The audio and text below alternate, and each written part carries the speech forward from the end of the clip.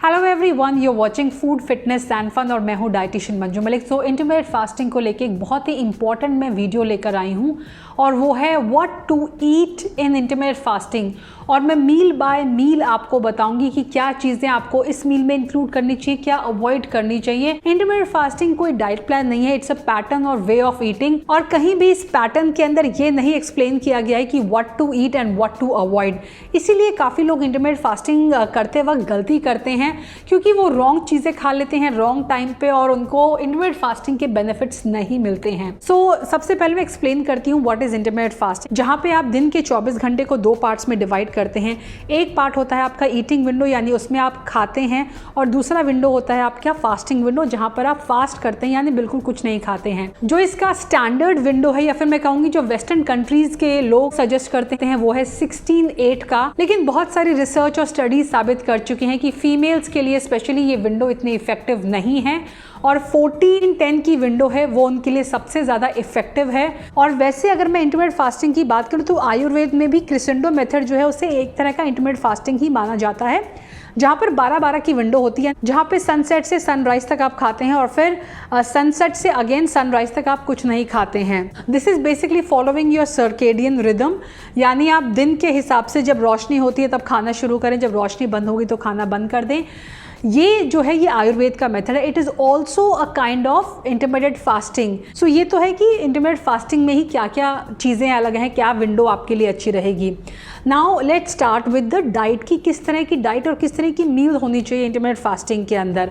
तो जब आपकी फास्टिंग विंडो होती है तो आपको कुछ खाना नहीं है, लेकिन आप कुछ ड्रिंक कर सकते हैं, स्पेशली वो ड्रिंक जिनके अंदर 15 से 20 कैलोरी से नीचे होता है, बिकॉज वो आपके ब्लड शुगर को रेस नहीं करेगा।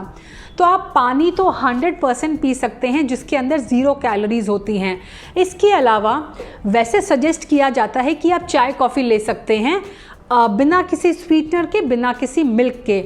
लेकिन मैं बहुत ही अगेंस्ट हूँ इस चीज़ के। You should not have coffee और you should not have anything that has caffeine in your fasting window. वो आपके स्टमक के एसिड को इंक्रीज़ करेगा, एक स्टिमुलेंट का काम करेगा। It is not good for your digestive health, it is not good for your nervous health. तो मेंटली फिजिकली ये आपके लिए बिल्कुल अच्छा नहीं होगा। सो avoid anything that is caffeinated in your fasting window, specially morning के टाइम पे जब आप उठते हैं। आप क्या ड्रिंक्स ले सकते हैं?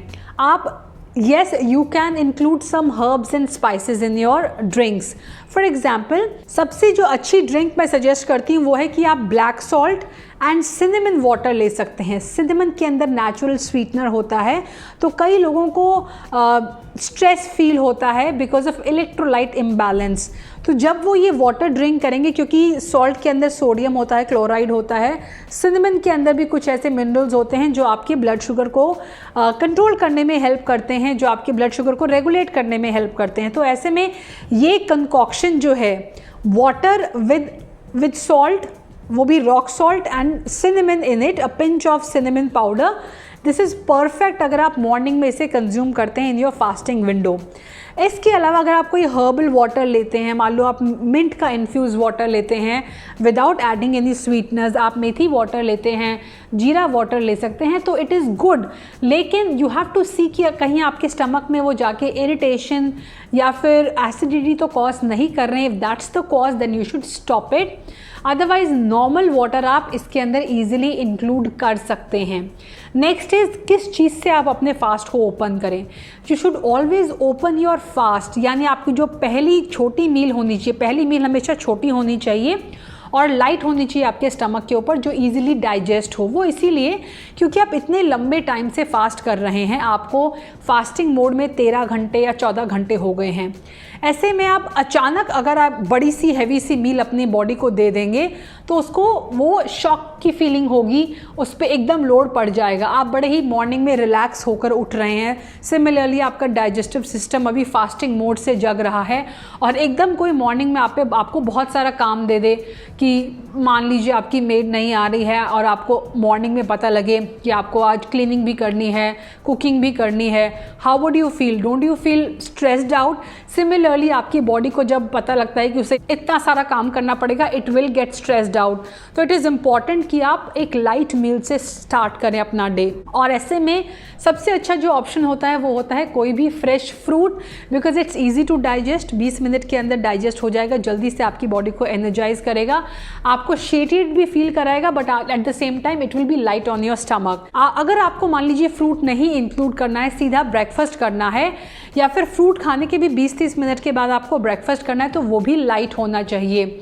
सो ऐसे में ऑप्शंस जो हैं, इंडियन ऑप्शंस जो हैं, पोहा बहुत अच्छा रहेगा। Poha is a flattened rice जिसके अंदर थोड़े से हेल्दी बैक्टीरिया भी होते हैं, फर्मेंटेड भी होता है वो थोड़ा सा। आप उसके अंदर सब्जियां ऐड कर सकते हैं, पीनट्स ऐड कर सकते हैं, सम स्मॉल प्रोटीन सोर्स आप ऐड कर सकते हैं उसके साथ। इसके अलावा upma is another good option. You can have cheelas in the morning, जिसमें आप रागी का, ओट का चीला या ओट मील कंज्यूम कर सकते हैं, ओट्स का उपमा खा सकते हैं। So anything that is light, easy to digest, बहुत आपको हेवी फील ना कराएं। Avoid having something like paneer roll in the morning और आलू पराठा इन द मॉर्निंग। ये अगर आप लें तो पोर्शन कंट्रोल करना बहुत ज़रूरी है इसमें। नाउ नेक्स्ट जो है, आप इसके बाद एक स्नैक ले सकते हैं। You should not stay without eating for more than 3 to 4 hours. आप विद इन 2 आवर्स अगर कुछ खा लेंगे, बिकॉज जो भी हम खाना खाते हैं हमारे स्टमक के अंदर वो 2 घंटे रहता है, and then it goes down for further processing. तो once our stomach is empty, अगर ज़्यादा देर वो एम्प्टी रहा तो उसके अंदर एसिड इंक्रीज होने के चांसेस होते हैं, and that causes acidity and stomach एक। सो ज़्यादा देर खाली नहीं रखना है। 2 आवर्स के बाद आप उसके अंदर छोटा सा स्नैक डाल सकते हैं। दैट कैन बी एनीथिंग, घर का बना हुआ कुछ भी। आप again you can have a serving of fruit, you can have small amount of curd. जो आपकी लंच मील होगी वो सबसे इंपॉर्टेंट मील होगी। आयुर्वेद में भी कहा जाता है कि आपके स्टमक के एसिड्स या फिर स्टमक की जो अग्नि होती है वो सबसे ज़्यादा हाई होती है आफ्टरनून के टाइम में। ऐसे में इस टाइम पे अगर आप एक अच्छी मील लेंगे तो अच्छा रहेगा। आप अपनी डाइट में प्रोबायोटिक्स ऐड कर सकते हैं। You can have a proper meal जिसमें प्रोटीन हो, हेल्दी कार्ब्स हो, वेजिटेबल्स हो जिसके अंदर, और मॉडरेशन में हेल्दी फैट भी हो। इसके बाद 3 से 5 बजे, यानी अगर आपने 1:30 बजे के आसपास लंच कर लिया है तो आप इस टाइम को 3 से 5 बजे के बीच जो आपको भूख लगती है, कई लोग उसे अवॉइड कर देते हैं ये सोच के कि अभी 1.5 घंटे के अंदर तो हमें खाना है, why to eat something now. But it is important again, the first thing which I said कि आपका स्टमक ज़्यादा देर खाली रहेगा तो आपको प्रॉब्लम होगी, और एकदम जब आप खाओगे तो इंडाइजेशन हो सकता है। नंबर 2, अगर आप ज़्यादा देर तक अपनी भूख को कंट्रोल करेंगे, क्रेविंग की वजह से आप ओवर ईट कर सकते हैं। 3 से 5 बजे के स्नैक की बात करूं तो आप अगेन मखाना खा सकते हैं, भुना हुआ चना खा सकते हैं, आप यहाँ पर घर की बनी हुई कोई लड्डू या फिर आपने बार्स बना कर रखी हैं वो, या फिर अगर आपको डिनर के बाद मिल्क कंज्यूम करने में हैवी फील होता है तो दिस इज़ द टाइम जब आप अपना मिल्क भी कंज्यूम कर सकते हैं, in case you are into drinking milk. और डिनर में इंटरमिटेंट फास्टिंग में आपको ओवर ईट नहीं करना है। You have to eat a good quality of protein. आपकी डाइट में डोमिनेट करना चाहिए प्रोटीन। ट्राफ्टोफन होता है उसके अंदर जो स्लीप को रेगुलेट करने में और आपकी बॉडी में काफ़ी अच्छी चेंजेस करता है बिफोर स्लीप। दूसरी चीज़ ये होती है, फाइबर आप लेंगे but in form of vegetables carbs में लो होते हैं but they are high in fibre. और आप कोई सूडो ग्रेन इस टाइम पे इंक्लूड कर सकते हैं डाइट के अंदर, एज आई सेड, बिकॉज उनके अंदर भी प्रोटीन और कार्ब्स का रेशियो जो होता है वो बेटर होता है as compared to usual grains. तो आप कीनोआ डिनर में ऐड कर सकते हैं, आप एमरंथ अगेन ऐड कर सकते हैं, कुट्टू ऐड कर सकते हैं, आप कोई मिलेट ऐड कर सकते हैं but in a very small portion, ताकि आप अगले दिन तक सस्टेन कर सकें उसके ऊपर। अगर आपकी विंडो पहले ही क्लोज हो चुकी है, मान लीजिए आपने 7 बजे अपना खाना बंद कर दिया था लेकिन आप सोने जा रहे हैं 9 साढ़े 9 बजे के आसपास, तो as a bed time drink again you can include a herbal tea like turmeric tea, chamomile tea जो सोने में आपको हेल्प करेगी, या जिंजर टी या सिनेमन टी आप अपनी डाइट के अंदर इंक्लूड कर सकते हैं। ना सिर्फ आपकी मेटाबॉलिज्म को हल्का सा बूस्ट करने में बल्कि आपको नींद दिलाने में, आपकी बॉडी को रिलैक्स, आपकी माइंड को रिलैक्स करने में भी हेल्प करेंगे।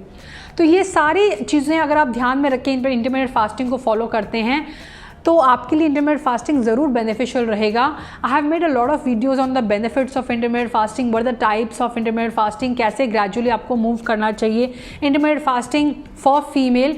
I will provide the link of the play list in the description box ताकि सारे इन्फॉर्मेशन आपको मिले।